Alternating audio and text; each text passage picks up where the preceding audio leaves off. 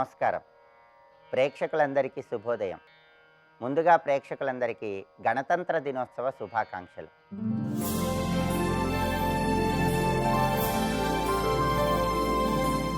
ఈనాటి శుభయోగం శీర్షికన భవన దోషం అంటే ఏంటో, భవన దోషాన్ని తొలగింపజేసుకోవటానికి ఎలాంటి ప్రత్యేకమైన పరిహారాలు పాటించాలో పరిశీలిద్దాం.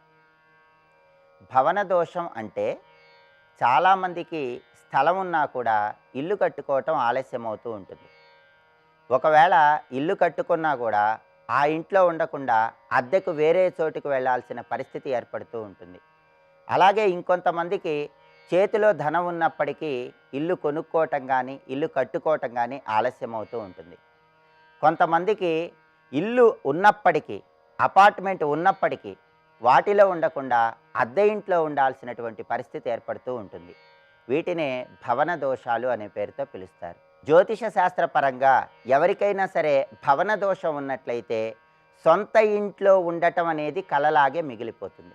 అలాంటి పరిస్థితుల్లో ఎవరైనా సరే సొంత ఇంట్లో ఉండాలంటే, కట్టుకున్న ఇంట్లో ఉండాలంటే, లేదా కొనుక్కున్న ఇంట్లో ఉండాలంటే నవగ్రహాల్లో కుజుడిని ప్రసన్నం చేసుకోవాలి. నవగ్రహాల్లో కుజుడికి సంబంధించిన పరిహారాలు పాటించాలి. కుజుడికి సంబంధించిన పరిహారాలు పాటించినట్లయితే భవన దోషాన్ని తొలగింపజేసుకొని విశేషమైన శుభయోగాన్ని సిద్ధింపజేసుకోవచ్చు. మంగళవారం రోజు గృహంలో దక్షిణ దిక్కులో ఒక పీటను ఏర్పాటు చేసి ఆ పీట మీద పసుపు రాసి కుంకుమ బొట్లు పెట్టి ఆ పీట మీద బియ్యపు పిండితో త్రిభుజాకారంలో ముగ్గు వేయాలి. ఆ ముగ్గు మధ్యలో మట్టి ప్రమిద ఉంచి ఆ మట్టి ప్రమిదలో నువ్వుల నూనె పోసి 9 ఒత్తులు వేసి దీపాన్ని వెలిగించాలి. ఇలా 9 మంగళవారాలు ఇంట్లో దక్షిణ దిక్కులో ఈ ప్రత్యేకమైనటువంటి దీపాన్ని వెలిగించినట్లయితే భవన దోష తీవ్రతను తగ్గింపజేసుకోవచ్చు. సొంత ఇంట్లో ఉండటానికి ఆస్కారం ఎంతగానో ఉంది. అదేవిధంగా ప్రతి మంగళవారము కూడా నానబెట్టిన కందులు, బెల్లము ఆవుకి ఆహారంగా తినిపించడం ద్వారా కూడా భవన దోష తీవ్రతను తగ్గింపజేసుకోవచ్చు. అంతేకాకుండా ఈ భవన దోష తీవ్రతను తగ్గింపజేసుకోవటానికి ఆవుకి ప్రత్యేకమైన విధి విధానాలతో 5 రకాలైనటువంటి పిండ్లను కలిపి ఆహారంగా తినిపించాలి. సోమవారం రోజు బియ్యపు పిండి, గోధుమ పిండి, కందిపిండి, శనగపిండి, మినప్పిండి ఈ 5 కూడా కలుపుకొని సిద్ధంగా ఉంచుకోవాలి. మంగళవారం రోజు ఈ 5 పిండ్లు కలిపిన దానిలో కొద్దిగా నీళ్లు పోసి దాన్ని ఉండల్లాగా తయారు చేసి ఆ ఉండల్లో చిన్న చిన్న బెల్లం ముక్కలు పెట్టి ఆ ఉండలు గోమాతకు ఆహారంగా తినిపించాలి. ఇలా కనీసం 4 మంగళవారాలు చేసినట్లయితే భవన దోష తీవ్రతను తగ్గింపజేసుకోవచ్చు. సొంత ఇంట్లో ఉండటానికి ఆస్కారం ఎంతగానో ఉంది. అలాగే చాలామంది బ్యాంకు లోన్లు తీర్చటం ఆలస్యం అవటం వల్ల ఇబ్బందులు ఎదుర్కొంటూ ఉంటారు. అలాగే ఇంకొంతమంది ఎన్ని ప్రయత్నాలు చేసినా సరే బ్యాంకు లోన్ లభించక ఇబ్బందులు ఎదుర్కొంటూ ఉంటారు. బ్యాంకు లోన్ పరంగా ఎలాంటి ఇబ్బందులు ఉన్నా సరే, అంటే బ్యాంకు లోన్ కావాలంటే తొందరగా బ్యాంకు నుంచి లోన్ రావటానికి, అదేవిధంగా బ్యాంకు లోన్ ఉన్నప్పుడు ఆ లోన్ తొందరగా తీర్చటానికి మంగళవారం రోజు ఒక ప్రత్యేకమైన పరిహారం పాటించాలి. బ్యాంకు లోన్ పరంగా ఎలాంటి సమస్య ఉన్నా సరే మంగళవారం రోజు గృహంలో మహిళామణులు గడపని చక్కగా నీళ్లతో కడగాలి. గడపకి పసుపు రాసి కుంకుమ బొట్లు పెట్టాలి. గడప మహాలక్ష్మి స్వరూపం.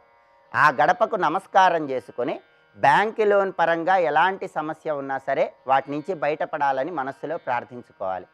ఆ తర్వాత ఇంట్లో ఆంజనేయ స్వామి వారి చిత్రపటం దగ్గర మల్లె నూనెతో దీపారాధన చేయాలి. ఇలా 9 మంగళవారాలు చేసినట్లయితే బ్యాంకు లోన్ పరంగా ఎలాంటి సమస్యలు ఉన్నా సరే ఆ సమస్యల నుంచి సులభంగా బయటపడవచ్చు. చక్కటి శుభ ఫలితాలను సిద్ధింపజేసుకోవచ్చు. కాబట్టి భవన దోష తీవ్రతను తగ్గింపజేసుకోవటానికి, బ్యాంకు లోన్ పరంగా ఉన్న సమస్యలు అధిగమించటానికి మంగళవారం ఈ ప్రత్యేకమైన పరిహారాలు పాటించినట్లయితే విశేషమైనటువంటి శుభయోగం కలుగుతుంది. రేపటి శుభయోగం శీర్షికన అప్పులు తీరాలంటే గృహంలో తులసి కోట దగ్గర ఎలాంటి ప్రత్యేకమైన విధి విధానాలు పాటించాలో పరిశీలిద్దాం. నమస్కారం. బ్రహ్మ కడిగిన పాదము బ్రహ్మము తానిని పాదము బ్రహ్మ కడిగిన పాదము కృష్ణ పరమాత్మ యొక్క దివ్య చరిత్ర. ఆయన బృందావనంలో మాధుర్య లీలను పూర్తి చేసుకుని ఐశ్వర్య లీలను నిర్వహించడానికే మధురా నగరానికి చేరుకున్నారు. అక్కడ కంస సంహారం పూర్తయినది. ఉగ్రసేనును పట్టం కట్టాడు. స్వామి యొక్క దివ్య పాలనలో ఉగ్రసేనుడి పాలన సాగుతున్నది. ఈ సమయంలో కంసుడి భార్యలు అస్థి ప్రాప్తి అని ఇద్దరు. వారి తండ్రి జరాసంధుడు, అంటే కంసుడికి మావగారు. ఆయనకి చాలా బాధ కలిగింది, తన అల్లుడిని కృష్ణుడు చంపాడని. కృష్ణుడి యొక్క ప్రతాపం గురించి అందరూ కీర్తించడం మొదలుపెట్టారు. దానితో కృష్ణుణ్ణి సంహరించడం అనేది కష్టమైన పని కూడా తెలిసింది. ఎందుకంటే ఒక మహాపర్వతాన్ని ఎత్తి 7 రోజుల పాటు చేత్తో పట్టుకున్నాడంటే సామాన్యమైన విషయం కాదు. పైగా అతను సంహరించిన అసురులు అందరూ కూడా దేవతలకు కూడా దుస్సాధ్యులు. అటువంటి వారిని సంహరించారంటే ఆయన బలాన్ని అంచనా వేయగలడు జరాసంధుడు. అందుకు అంత తేలిగ్గా వెళ్ళి మా అల్లుడిని చంపుతావా అని మీద పడేయడంత తేలిక విషయం కాదు ఇది. అందుకు మొత్తం జాగ్రత్తగా అతడు ఆనుపానులు చూసుకుని 60 అక్షౌహిణుల సైన్యాన్ని సమకూర్చుకున్నట్ట. అంటే ఇతరులాంటి లక్షణం కలిగిన దుష్టరాజులందరినీ, మిత్రులు ఉన్నారు ఇతరికి, వాళ్ళందరినీ పోగు చేసుకుని వాళ్ళ సైన్యాన్ని కలుపుకొని మొత్తం 60 అక్షౌహిణుల సేనతో తిన్నగా యమునా నది తీరానికి వచ్చి మధురా నది దగ్గర సేనలంతటినీ కూడా మోహరింపజేశాడు. తర్వాత సందేశాన్ని పంపించాడు. అది కూడా అవంతివాసులైన వింద అనువింద అనేటువంటి వారి చేత. వీరు కూడా కృష్ణునికి బంధువులే, కానీ జరాసంధుడి పక్షం వారు. వారిని సందేశాన్ని పంపించట. వాసుదేవుడు ఉగ్రసేనాదులతో సహా సభలో ఉండగా ఆ సందేశం వచ్చింది. అదేమిటంటే, నీ పట్టణంలోకి నాకు ప్రవేశించాలనుంది, కానీ నిన్ను ఓడించి ప్రవేశించాలనుంది. కాబట్టి నువ్వు పురి వెడలి బయటకు వస్తే చూసుకుందాం, నా ప్రతాపంతో నిన్ను మట్టి కరిపిస్తాను. ఎందుకంటే భూమి మీద ఉంటే నేనైనా ఉండాలి, లేకపోతే నువ్వైనా ఉండాలి. సమకాలంలో 2 బలాధికులు ఉండరాదు, అందుకు తేల్చుకోవాలి. పైగా నేను సామాన్యుణ్ణి అనుకోకు, నా దగ్గర పెద్ద ఉపాసనా బలం ఉన్నది. చాలా పెద్ద తాంత్రిక ఉపాసకుడు. ఆ రోజుల్లోనే వామాచార పరాయణుడని ప్రసిద్ధి జరాసంధుడికి. ఇలాంటివన్నీ నా దగ్గర ఉన్నాయి. పైగా పాతాళానికి పోయినా నిన్ను వెన్నంటి నేను సంహరించగలను. ఈ బీరాలు ఇన్ని కబుర్లు పంపాడు. అయితే అదంతా విని కృష్ణుడు అన్నట్ట, మీ వాడు ఇన్ని కబుర్లు చెప్పాడు, నేను ఒక్కటే చెప్తున్నాను, అల్లుణ్ణి చంపిన వాడిని మామను చంపలేనా అన్నానని చెప్పన్నట్టింది. ఇది ఒకటే మాట. పైగా పంపించిన తర్వాత ఇంకా వ్యూహరచన. ఇప్పుడు సభలో అందరినీ సమావేశపరిచాడు. ఇప్పుడు ఏం చేద్దాం, నేను బయటకు వెళ్ళడమా, అతన్ని లోపలికి రానివ్వడమా అంటే, వికద్రుడు అనేటువంటి ఒక వృద్ధుడు చెప్తున్నాడు. కంసుడు ఆయనకి ఎవరు ఎదిరించేవాళ్ళు లేరు గనక చాలా అస్తవ్యస్తంగా పాలన చేశాడు, అందులో సందేహం లేదు. రాజు అయిన వాడు దుర్గాన్ని చాలా జాగ్రత్తగా కాపాడుకోవాలి, కోటని. కానీ దుర్గం విషయంలో చాలా నిర్లక్ష్యం చేశాడు కంసుడు. ఇప్పుడు దుర్గం ఎలా ఉందంటే, ఏమాత్రపు దాడి జరిగినా మొత్తం దెబ్బతినేటట్టుగా ఉన్నది, అంత బలహీనంగా ఉన్నది. అసంస్కృతాంబు పరిఖ ద్వారయంత్ర వివర్జిత వప్రప్రాకార నిచయా కర్తవ్యా బహువిస్తరా. అసంస్కృత అంబు పరిఖ, పరిఖ అంటే అగర్త. అగర్తలో మంచి నీళ్లు పెట్టి లోతుగా ఉంచాలి, అవి కూడా సరిగ్గా లేవు ఇప్పుడు. అంటే వాటిని ఎప్పటికప్పుడు బాగు చేయడం అనేది జరగలేదు. పైగా ద్వార యంత్రములను ఉంటాయి, కోటకు ఎన్ని ద్వారాలు ఉంటాయో వాటి దగ్గర సరైన యంత్ర వ్యవస్థని ఏర్పాటు చేస్తారు, అవి కూడా ఇప్పుడు లేవు. ఇక వప్ర ప్రాకారములు, చుట్టూ కట్టిన ప్రాకారములు కూడా దృఢంగా లేవు. పైగా అన్న వ్యవస్థ కూడా సరిగ్గా చేయలేదు. ఆహార సంగ్రహణం అనేది చాలా అవసరం. ఎందుకంటే శత్రువుగాని ముట్టడిస్తే బయట నుంచి ఆహారాలను తెచ్చుకునే అవకాశం ఉండదు. ఆ యుద్ధకాలం అంతా కూడాను నిల్వ చేసుకున్న ఆహారాలతోనే జీవించాలి. అలాంటి ఆహార నిల్వలు కూడా సరిగ్గా లేవు. కనుక దుర్గము అనే మాట ఇప్పుడు ఇక్కడ సరిపోదు అన్నాడు. దుర్గము అంటే రక్షించే చోటు, శత్రువులు ప్రవేశించలేని చోటు. ఈ 2 మాటలు కూడా ప్రస్తుతం మన దుర్గానికి సరిపోదు. ఇప్పుడు అదిరిపాటున శత్రువు వచ్చి పడ్డాడా, లోపల ఎవరూ కూడాను క్షేమంగా ఉండడం కష్టము. కాబట్టి నువ్వు బయటికి వెళ్ళి అక్కడ నుంచి అతన్ని తరలించి యుద్ధం చేయడం మంచిది.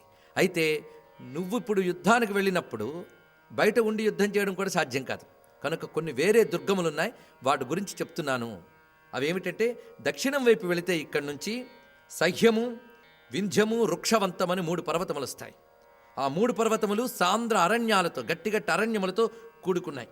అక్కడ కొన్ని దుర్గములు నిర్మాణం చేసి ఉంచారు. వారు కూడా పద్మవంతుడు, సారసుడు, హరితుడు, చక్కటి దుర్గములు. పైగా శత్రుబాధలు వచ్చినప్పుడు మనం తలదాచుకోవడానికి, కాపాడుకోవడానికి అవసరమైన దుర్గములు ఉన్నాయి.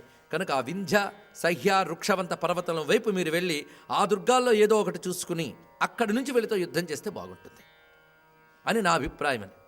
అప్పుడు అది విని కృష్ణ పరమాత్మ, నువ్వు చెప్పింది కూడా చాలా సమంజసంగా ఉన్నది, నేను ఇప్పుడు చెయ్యబోయేది ఏమిటో వాళ్ళకి వివరిస్తున్నాడు కృష్ణ పరమాత్మ.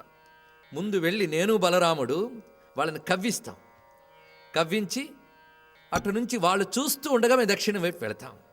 వాళ్ళ లక్ష్యం నా వైపే, మధురని దెబ్బతీయడం కాదు, నన్ను దెబ్బతీయడం వాళ్ళ లక్ష్యం. కనుక నేను బలరాముడు వెళితే మమ్మల్ని వెతుక్కుంటూ వెనకాల వాళ్ళందరూ వస్తారు. ఎక్కడ మాకు క్షేమంకరమైన చోట అక్కడ మేము ఆగి వాళ్ళని ఎదుర్కొంటాం. కనుక మధుర క్షేమంగా ఉంటుంది, వాళ్ళ పని నేను పూర్తి చేస్తాను అన్నాడు కృష్ణ పరమాత్మ.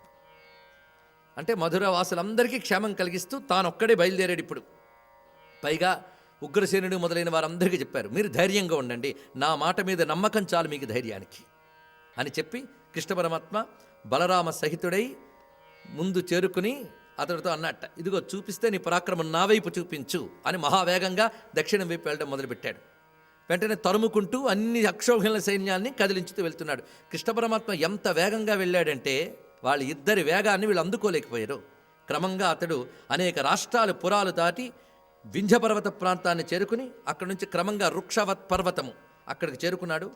అక్కడి నుంచి సహ్యశైలము, వీటికి చేరుకునేటప్పటికల్లా అక్కడ ఒక అద్భుతమైన నది ఉన్నది. ఆ నది పేరు వేణీ నది. ఆ వేణీ నది తీరంలో చక్కటి పర్వతములు, గుహలు, అరణ్యములు ఉన్నాయి. అలాంటి చోట ఒక ఆశ్రమ స్థలం ఉన్నది. ఆ సమయంలో ఒక మహర్షి అక్కడున్నట్ట. ఆ మహర్షి సకల విశ్వేశ్వర అంబికాసనాథు చంద్రార్ధశేఖరు పరమేశ్వరు నర్చించుచు అన్నారు. ఇక్కడ అంబికాసనాథుడైన చంద్రశేఖరుణ్ణి ఆరాధిస్తూ ఒక మహర్షి ఉన్నాడు, మహా తేజస్వి. ఆ తేజస్సుతో ఆశ్రమ ప్రాంతమంతా ప్రకాశిస్తోందిట. పైగా ఆయన చూడాలని అనేక మంది మహాత్ములు, ఋషులు, తాపసులు, యోగులు వచ్చి ఉన్నారు. వారందరికీ కూడా మనోజ్ఞమైనటువంటి ఆహార పదార్థాలు ఈ మహర్షి యొక్క శిష్యులు వడ్డిస్తూ ఉన్నారట. అంటే ఆయన చూడ్డానికి వచ్చిన వాళ్ళందరికీ కూడా కడుపు నింపి పంపిస్తున్నాడు. అది మహాత్ముల యొక్క కర్తవ్యం. అంటే తాను కూడా ధర్మ నిర్వహణ, అతిథి సేవ అనేది అలా చేస్తున్నాడు. వారందరికీ భోజనాలు అవుతున్నాయి. మరొక వైపు ఆ నిత్యం హోమాలకి వాడికి వాడుకోవడానికి గాను ఘృతము, క్షీరము ఇత్యాదుల కోసం, అదేవిధంగా తపస్సుకు అనువైన చోటు గోసన్నిధి. గోసన్నిధి ఉంటే తపస్సు మరీ ఫలిస్తుంది. అందుకే ఈ హోమాది యజ్ఞముల ద్రవ్యములకు గాను యజ్ఞస్వరూపమైన ఒక గోమాత సవత్సంగా, అంటే దూడతో సహా ఉన్నది, హోమధేను అంటారు. అవి కూడా ఒక పక్కన ఉన్నది. అంత పవిత్రమైన ఆశ్రమం. మరొకవైపు దివ్యమైన యజ్ఞద్రవ్యములు ఉన్నాయి. ఈయన ధ్యాన సమాధిలో ఉన్నట్ట. అది కూడా జపమాల పట్టుకుని ధ్యానంలో ఉన్నట్ట. అంటే జపము ధ్యానము కలిపి చేసి ఒక పద్ధతి ఉన్నది. ఆ పద్ధతిలో ఉన్నాడు ఆయన. పైగా దివ్యములైన ఆయుధ సంపత్తి మరొక వైపు ఉన్నదిట. ఇలాంటి మహా తేజస్సు ఉన్నాడు అక్కడ. ఆ తేజస్సు ఎలా ఉన్నదంటే ఉదయార్క బింబ సుందర శరీర, ఉదయిస్తున్నటువంటి సూర్యుని వలె ప్రకాశమానమైన శరీరంతో ఉన్నాడు. పైగా జడలు చక్కగా బంధించి ఉన్నాడు. అక్కడికి బలరామకృష్ణులు ఉభయులు వెళ్ళి వాళ్ళు వెళ్ళగానే మిగిలిన మహర్షులు నమస్కారం చేశారట. ఈయన మాత్రం ధ్యానంలో ఉన్నాడు. వీరు సద్దు చేయకుండా వెళ్ళి ఆయన దృష్టి పడేటట్టుగా కూర్చున్నట్టు ఉభయులు సవినయంగా. కొంతసేపటికి ఆయన కళ్ళు తెరిచి బలరామకృష్ణులు చూసి మందహాసం చేశాడు ప్రసన్నంగా. తన జపమాలని కర్ణ చెష్కులిలో పెట్టుకున్నట్ట. చెష్కులు అంటే చెక్కిలం అండి. ఆ కర్ణం ఎలా ఉందంటే ఆ చెక్కిలం వలె ఉన్నదట. దానికి పెట్టుకున్నాడు ఆయన. పైగా భస్మత్రిపుండములు ధరించి ఉన్నాడు. యజ్ఞోపవీతములతో ఉన్నాడు. మంచి చక్కని శరీరం. అలాంటి ఆ మహర్షి స్వామివారిని చూడగానే ప్రసన్నవదనంతో పలకరించేట. అంటే ఎవరు అనే ప్రశ్న అందులో ఉన్నది. కేవలం చూపే పలకరింపు అక్కడ. వారు ఎప్పుడైతే చూశారో వెంటనే బలరామకృష్ణుని సాష్టాంగ వందనం చేసి కృష్ణ పరమాత్మ నమస్కరించి అంటున్నాడు, నీ దర్శనం చేత మేము ధన్యులమయ్యాం. ఈ మహావటవృక్ష మూలంలో తమరి యొక్క ఆశ్రమం చూసి ఇంకా ధన్యులమయ్యాం. అధస్తాత్ తస్య వృక్షస్య మునిం దీప్తతపోధనం జటావల్కలధారిణం క్లిన్నం త్రిశవణాంభోభిరాజ్యం దేవగురుం యథా. ఆయన శరీరం నిత్య త్రిశవణ స్నానం చేస్తుందట. అంటే ముప్పూటల శాస్త్ర ప్రకారం చేయవలసిన స్నానం వేణీ నదిలో చేస్తున్నాడు ఆయన. ఆ స్నానం వల్ల శుద్ధమైనటువంటి దేహం. పైగా కొంచెం తడి ఉందిట ఆ జుట్టుకి. అలా ఉన్నాడు. అలాంటి ఆ స్వామిని వీళ్ళు పలకరించి, మహాత్మా మీ దర్శనం వల్ల మేము సార్థకులం అయ్యాం. అయితే మీరెవరో ఈ పరిసరాలు బట్టి మేము పోల్చుకుంటున్నాం, చెప్తున్నాం. మీరు జమదగ్ని మహర్షి యొక్క పుత్రుడైన పరశురాముల వారిని మాకు తెలిసినది. రామచంద్రమూర్తికి నమస్కరిస్తూ స్వస్తి.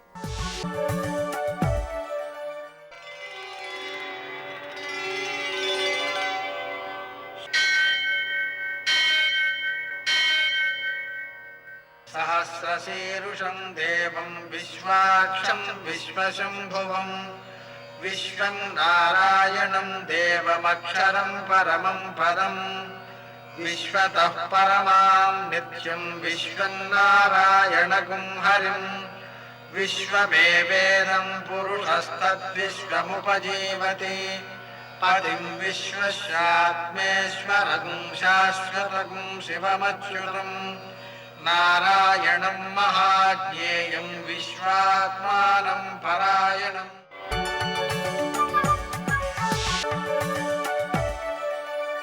सूर्यशौर्यमथेन्दुरिन्द्रपदवी सन्मङ्गलं मङ्गलम् మర్కటేశ మహోత్సా సర్వశోక వినాశన శత్రువును సంహరమాం వృక్షశ్రియందాపయమే ప్రభో. నేటి కాలమాన విశేషాలను గమనిద్దాం. స్వస్తి శ్రీ చాంద్రమాన శార్వరినామ సంవత్సరం ఉత్తరాయణం, హేమంత ఋతువు పుష్యమాసం, శుక్లపక్షం, మంగళవారం. సూర్యోదయం 6:53 సూర్యాస్తమయం 6:04.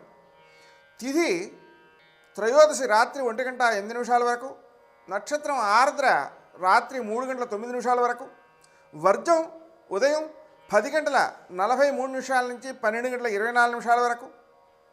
దుర్ముహూర్తం ఉదయం 9:07 నుంచి 9:52 వరకు.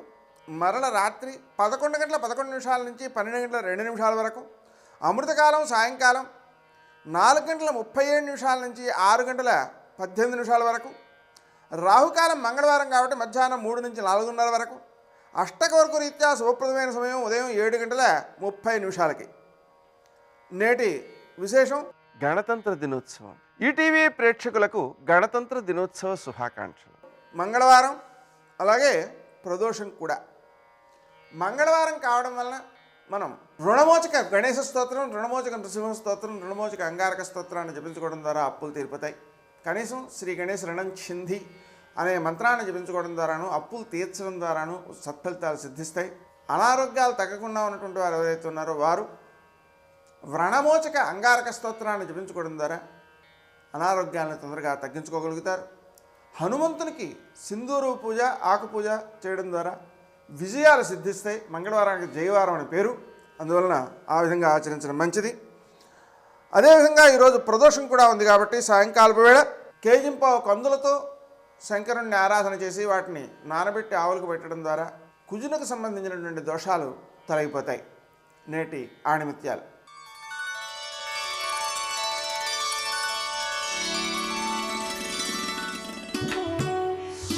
నిప్పు కట్టెల్ని కాలుస్తుంది, ఈర్ష్య సత్కార్యాల్ని స్వాహా చేస్తుంది.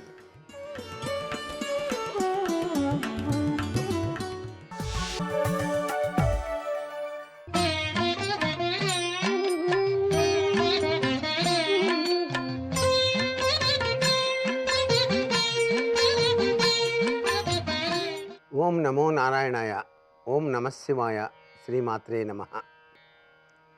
మనం ఏదైనా దేవాలయానికి వెళ్ళినప్పుడు స్వామిని దర్శించిన తదుపరి సాష్టాంగ దండ ప్రణామం చేస్తాం. సాష్టాంగ నమస్కారం వల్ల జరిగేటువంటి విశిష్ట లక్షణం ఏంటంటే మన శరీరంలో ఉండేటువంటి ప్రతి అంగము కూడాను భూమిని తాకుతూ స్వామికి నమస్కారం చేయటం అన్నమాట. అరసా సురసా దృష్ట్యా మనసా వాచ హస్తాభ్యాం కరాభ్యాం కర్ణాభ్యాం, ఈ విధంగా ప్రతి ఒక్క పార్టు కూడా భూమిని తాకుతూ 2 చేతులు కూడా ఒక చోటకి చేర్చి కాలు మీద కాలు వేసి సాష్టాంగ నమస్కారం చేసినట్లయితే నీవు ప్రసాదించిన ఈ మానవ జన్మ సార్థకం చేయటానికి శరణాగతి కోరుతూ నీకు సాష్టాంగం చేస్తున్నాను, సాష్టాంగ నమస్కారం ఆచరిస్తున్నాను స్వామి, మనసా వాచా కర్మణ నన్ను నడిపించే భారం నీదే అని చెప్పేసి స్వామికి నమస్కారం చేయటం అన్నమాట. ఇలా ఎవరైతే అనుకోని నమస్కారం చేస్తారో శరీరంలో ఉండేటువంటి ఆత్మ పరిపూర్ణవంతమైనటువంటి ప్రభావానికి గురవుతుంది. అంటే పరిపూర్ణత్వం సిద్ధించి అతను ఎప్పుడూ కూడాను అరిషడ్వర్గాల్ని జయించడానికి కృషి చేస్తాడు. అందుకనే మహాన్యాసకపూర్వక అభిషేక అర్చన చేసేటప్పుడు ఈ శరీరం మొత్తం కూడాను పరమశివునిదే, నేను నిమిత్తమాత్రుణ్ణి అని చెప్పేసి శరీరంలోని ప్రతి ఒక్క అణువణువు కూడాను పరమేశ్వరమయం అయ్యేట్టుగా చేసి తరువాత సాష్టాంగ నమస్కారం చేసి అభిషేకార్చనకి వెళ్తారు మహాశివరాత్రి పర్వదినాన. మహాన్యాసకపూర్వక రుద్రాభిషేకం జరిగేటప్పుడు తప్పనిసరిగా ఇటువంటి విధి విధానాలు ఆచరించే లక్షణం ఉంది. ఈ లక్షణాన్ని నేటికి ఆచరిస్తూనే ఉన్నాం. ఇంత గొప్ప విశేషమైనటువంటి నమస్కారంలో దాగిన సంస్కారాన్ని, సాష్టాంగ నమస్కారంలో ఉండేటువంటి గొప్ప విశేషాన్ని ప్రతి ఒక్కరూ కూడా అర్థం చేసుకోవాలి. అందుకనే దేహో దేవాలయ ప్రాప్తో జీవో దేవ సనాతన అన్నారు. ఈ దేహమే దేవాలయం. దేహంలో ఉండేటువంటి జీవుడు పరమాత్మ, లోపల ఉండే ఆత్మ పరమాత్మతత్వం అని చెప్పేసి నిర్ధారణ చేసేటువంటి విశిష్ట తత్వమే ఈ సాష్టాంగ నమస్కారంలో ఉన్నటువంటి లక్షణంగా అర్థం చేసుకోవాలి. ఇది మన భారతీయ హిందూ ధర్మంలో గొప్ప విశేష ప్రక్రియగా భావిస్తాం. సర్వే జనా సుఖినో భవంతు.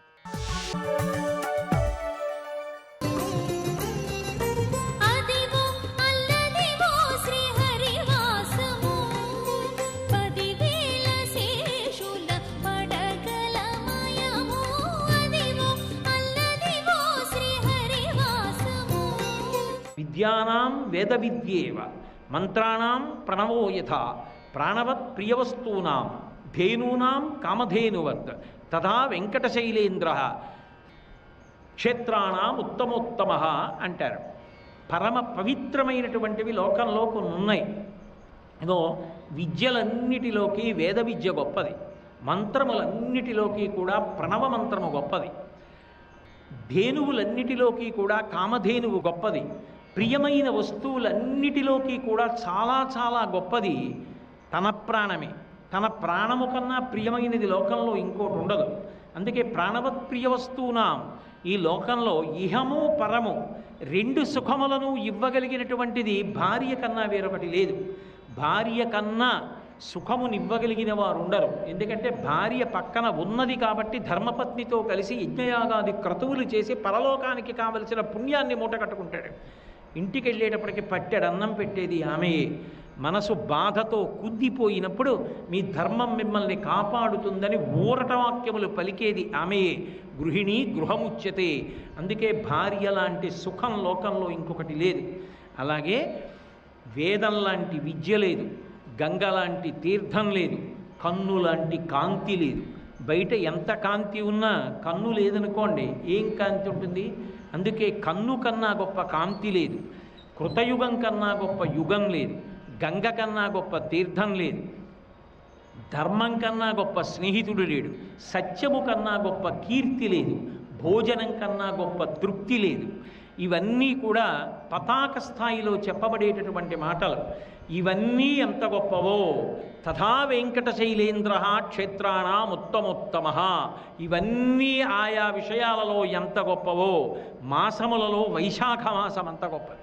అందుకే నమాధవ సమో మాసో, వైశాఖ మాసంతో సమానమైన మాసం లేదు. అంత గొప్ప మాసం.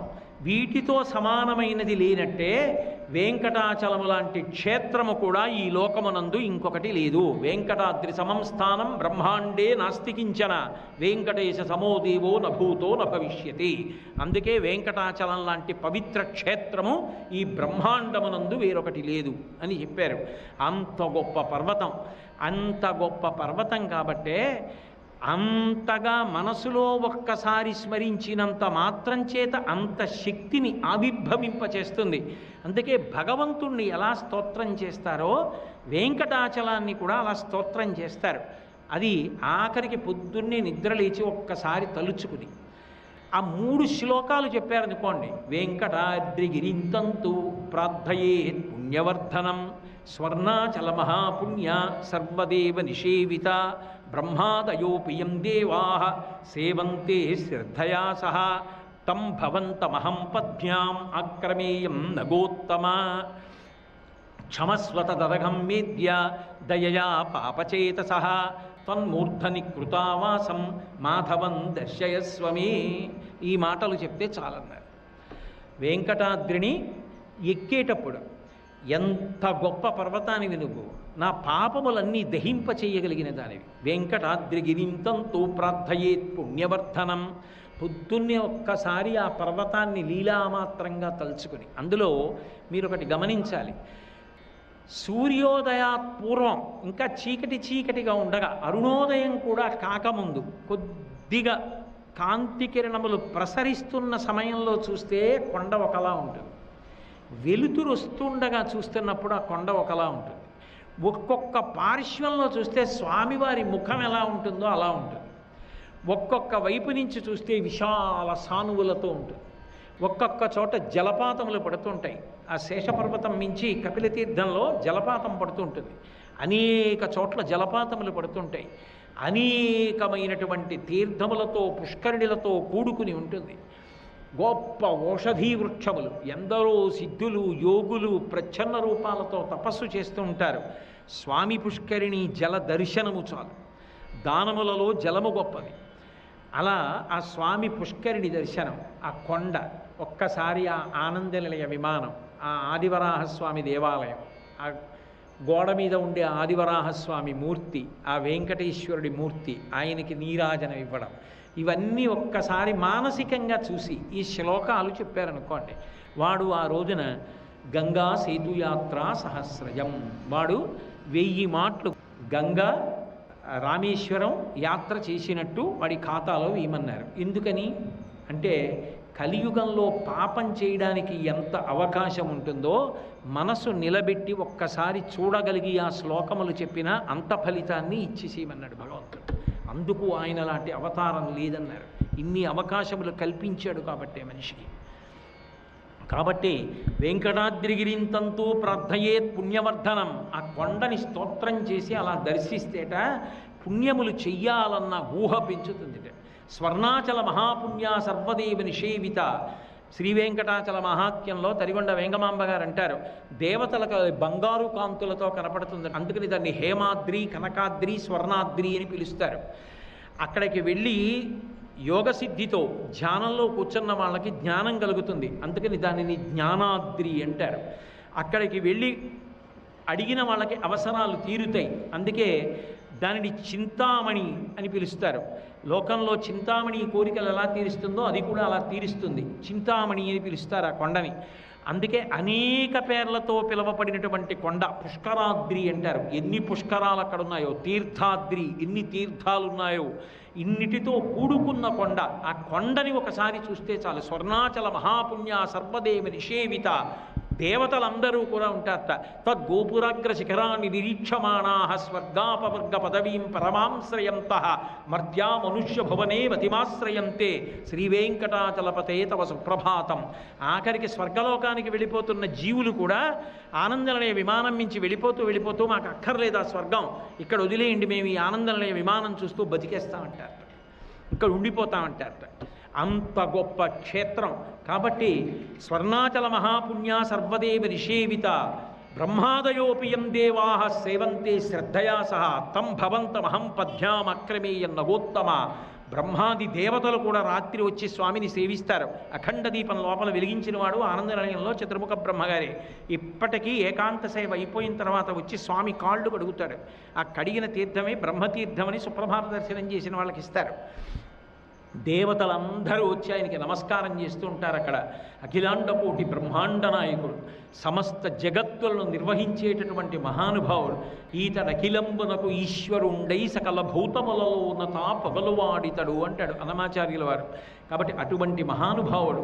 కాబట్టి తం భవంతమహం పద్భ్యామక్రమేయన్న గోత్తమ, ఓ వెంకటాచలమా, ఇంత పవిత్రమైన నీ మీద పాదములు పెట్టి తొక్కి పైకెక్కుతున్నాను, ఇంతకన్నా నాకు దిక్కు లేదు.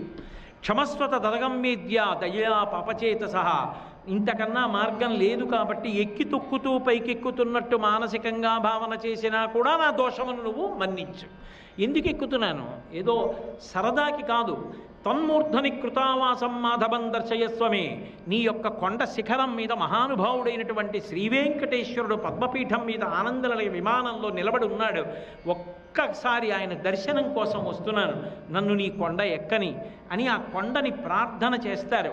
అంటే తెల్లవారుదామన ఒక్క లిప్తకాలం నిమిషేన్ రుణాం, ఆ కొండని చూసి ఈ శ్లోకాలు చెప్పినంత మాత్రం చేత అంత అనుగ్రహాన్ని కట్టబెట్టమన్నారు. అది నమాధవ సమో మాసో, వైశాఖ మాసంలో అటువంటి సాధన మొదలు పెడితే అనంత ఫలితం. ఎందుకంటే అది నేను చెప్పట్లేదు, స్కందపురాణం చెప్పిన మాట. అన్ని యుగాలలో కృతయుగం గొప్పదైతే అన్ని మాసాలలో వైశాఖ మాసం గొప్పది, అన్ని దానాలలో జలదానం గొప్పది. అందుకే వైశాఖ మాసం దగ్గరికి వచ్చేటప్పటికే చలివెందర పెడతారు. పెట్టి అందరికీ దాహార్తితో ఉన్న వాళ్ళకి నీళ్లు పోస్తారు. అదేం మామూలు విషయం కాదు. ఆ ఎండలో వెళ్ళి నీళ్లు పొయ్యాలి. జలదానాన్ని మించిన దానం లేదు. కాబట్టి అంత గొప్ప పర్వతం వెంకటాద్రి. అటువంటి వెంకటాచలము, అటువంటి స్వర్ణాచలము, జ్ఞానాద్రి, హేమాద్రి, కనకాద్రి, జ్ఞానాద్రి, పుష్కరాద్రి, చింతామణ్యాద్రి, మీరు ఏ పేరుతో పిలవండి, ఆ పర్వతాన్ని స్మరించడం అనేటటువంటిది అంత గొప్పది. అందుకే వెంకటాచలము గురించి విన్నంత మాత్రం చేత సమస్త పాపములు తొలగిపోతాయని, శ్రీ వెంకటేశ్వరుడి యొక్క పరిపూర్ణమైన అనుగ్రహము కలుగుతుందని పెద్దలు చెప్తారు. సర్వం శ్రీ ఉమామహేశ్వర పరబ్రహ్మార్పణమస్తు. స్వస్తి.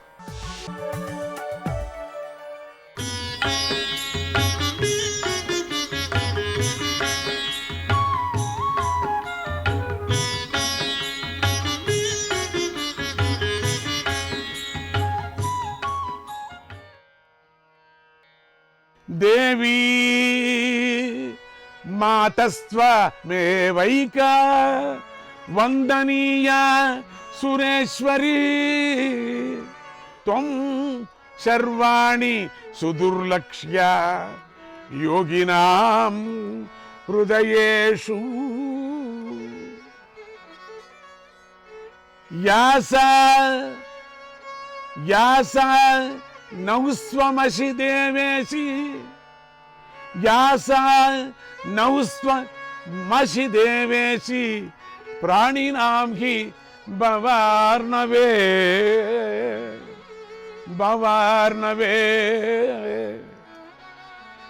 ఏకవీర త్వమేవైక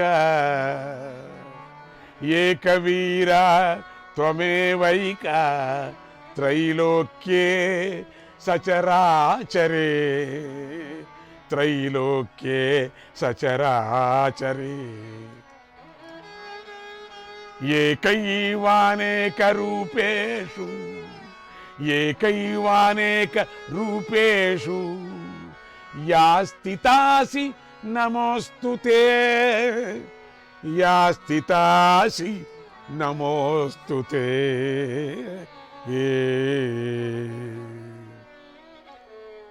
ఓ దేవి తల్లి, లోకంలో నమస్కరింపదగిన దేవేశ్వరివి నీ ఒక్కతివే. యోగుల హృదయాల్లో ఎంతో కష్టపడితే కాని దర్శనమివ్వని శర్వాణివి నీవే.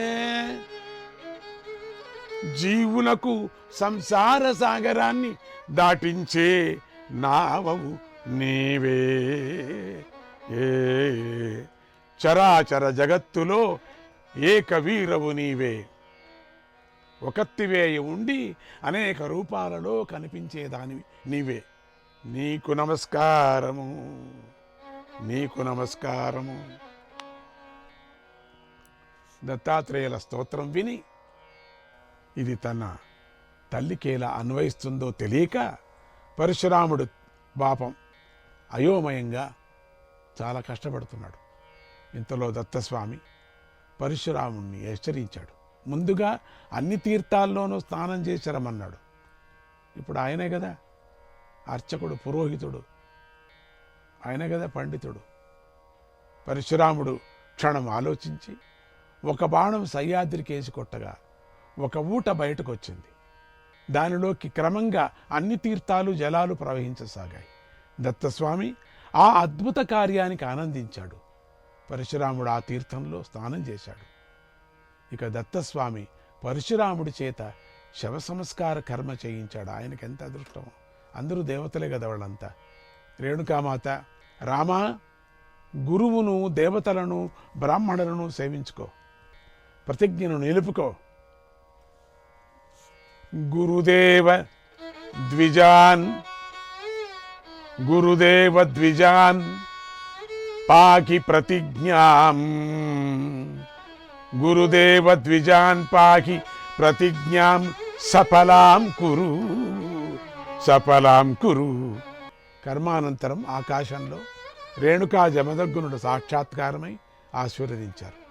పరశురాముడు 21 సార్లు భూప్రదక్షిణం చేసి భూమిని దాదాపు అందరినీ చంపలేదు, చెడ్డవాళ్ళను మాత్రమే వెళ్ళి చంపేశాడు. చివరికి ప్రణితా నది దగ్గరకు వచ్చి ఆయుధాలు కడుక్కున్నాడు. తాను చేసిన పనులన్నీ సింహావలోకనం చేసుకున్నాడు. అతని హృదయం అశాంతితో నిండి ఏదో పాపం వెన్నాడుతున్నట్లు తోచింది. ఆలోచించి ఇక దత్తాశ్రమానికి బయలుదేరాడు.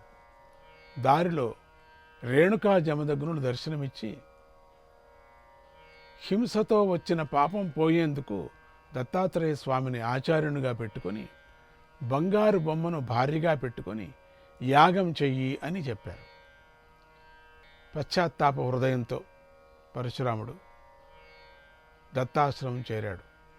ఆ సమయంలో మునిసభలో ఉన్నాడు. ఆ సమయంలో స్వామి పాపినని సిగ్గుతో మడుచుకొని పోతున్నటువంటి పరశురాముణ్ణి ఆదరించాడు. నువ్వే విష్ణువయ్యా అని చెప్పాడు. అప్పుడు పరశురాముడు నమ్మలేదు. పాప పరిహారంగా యాగం చేయించమని ప్రార్థించాడు. సహ్యాద్రి మీదే యాగం ప్రారంభమైంది. దత్తస్వామి సర్వోప్రద్రష్టగా ఆ ద్రష్టగా రావటమే ఆయన అదృష్టం. కశ్యప మహర్షి అధ్వర్యుడుగా ఇతర మహర్షులు ఋత్విక్కులుగా యాగం సాగించారు. ఆ యజ్ఞంలో జరిగిన దానాల వివరాలు చెప్పడం అసాధ్యం. రాను రాను దానాలు పుచ్చుకునే మనుషులు దొరకక వెతుకోవలసి వచ్చింది. అన్ని దానాలు ఇచ్చారు. దేవతలు ప్రత్యక్షంగా వచ్చి హవిర్భాగాలు తీసుకుంటున్నారు. దత్తస్వామి యాగశాలలోకి వచ్చినప్పుడల్లా ఋత్వికులంతా ఆయన చుట్టూ మూగేవారు. ఋత్వికుల్లో పింగళ నాగుడు అనేటువంటి ముని యువకుడికి దత్తస్వామి ప్రవర్తనంతా విచిత్రంగా కనిపించింది. అతను చాలా మదనపడి సరాసరి దత్తస్వామి దగ్గరికి వెళ్ళి తన సందేహాలన్నీ అడిగాడు. మీ ప్రవర్తన ధర్మబద్ధంగా లేదు, అయినా పెద్ద పెద్ద మునులంతా మీకు నమస్కరిస్తున్నారు. ఎందువల్ల? మీరేంటో విచిత్రంగా ఉన్నారు చూడటానికి. మీ చేష్టలు విచిత్రంగా ఉన్నాయి. మీ వర్ణాశ్రమ సంప్రదాయాలు ఏమిటి? మీరు అందరూ పోయే దారిని ఎందుకు పోవటం లేదు?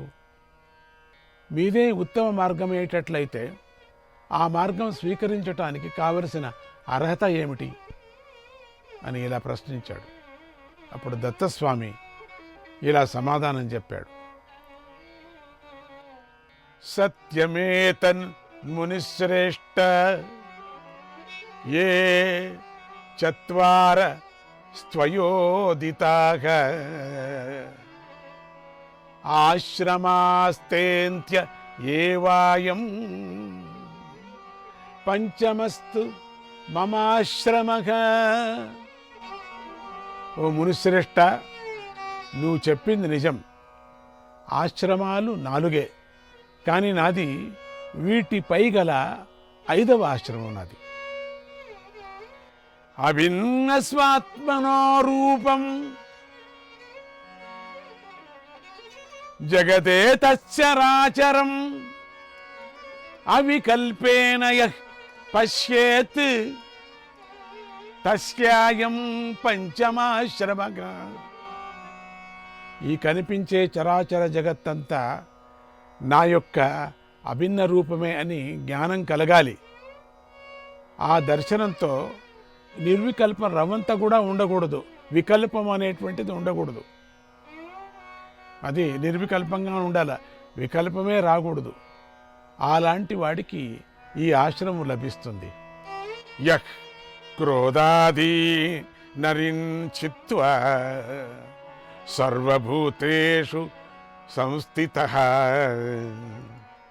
వైరాగ్యేణ చ యస్తేష్టేత్ వైరాగ్యేణ చ యస్తిష్టేత్ తస్యాయం పంచమాశ్రమః. కామక్రోధాది అరిషడ్వర్గాలన్నీ ఛేదించి సమస్త భూతాలయందు సమబుద్ధితో ఉండాలి. అలాంటి వాడికి ఈ పంచమాశ్రమం సిద్ధిస్తుంది. అందరికీ సిద్ధించదయ్యా.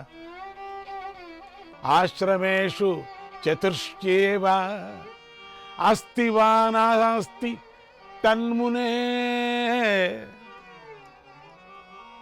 న జానాసి మహాత్మానం జానీయుర్ బ్రహ్మవాదినక జానీయుర్ బ్రహ్మవాదినక. ఓ ముని, మహాత్ముడనేవాడు 4 ఆశ్రమంలో ఉన్నాడో 5వ ఆశ్రమంలో ఉన్నాడో నీవు చర్చించలేవు. బ్రహ్మవాదులైన మహర్షులకే అది తెలుస్తుంది అని వివరించాడు స్వామి. పింగళ నాగుడు స్వామిని ఇలా స్తుతించాడు.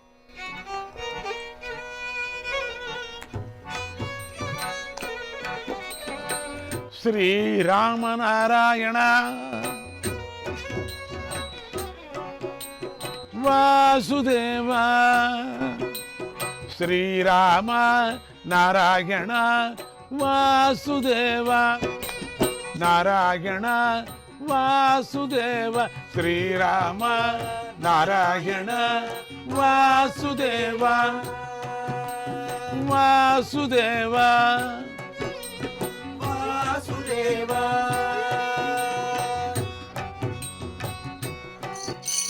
గోవింద వైకుంఠ ముకుంద కృష్ణ గోవింద వైకుంఠ ముకుంద కృష్ణ గోవింద వైకుంఠ ముకుంద కృష్ణ గోవింద వైకుంఠ ముకుంద కృష్ణ ముకుంద కృష్ణ కృష్ణ ముకుంద కృష్ణ కృష్ణ ముకుంద కృష్ణ ముకుంద కృష్ణ. శ్రీరామ నారాయణ వాసుదేవ శ్రీరామ నారాయణ వాసుదేవ.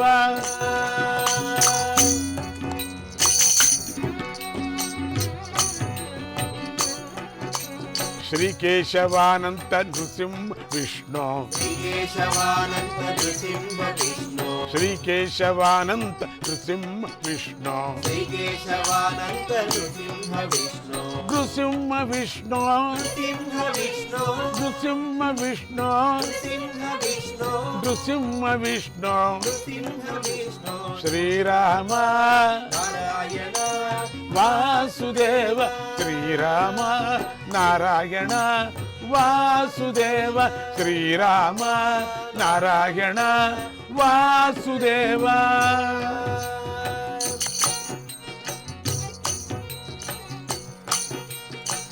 మంత్రాహి సంసార భుజంగ కష్టం మంత్రాహి సంసార భుజంగ దష్టం మంత్రాహి సంసార భుజంగ దష్టం మంత్రాహి సంసార భుజంగ దష్టం భుజంగ దష్టం భుజంగ దష్టం. శ్రీరామ నారాయణ వాసుదేవ శ్రీరామ నారాయణ వాసుదేవ శ్రీరామ నారాయణ వాసుదేవ శ్రీరామ నారాయణ వాసుదేవ శ్రీరామ నారాయణ వాసుదేవ వాసుదేవ. జై గురుదత్త, శ్రీ గురుదత్త.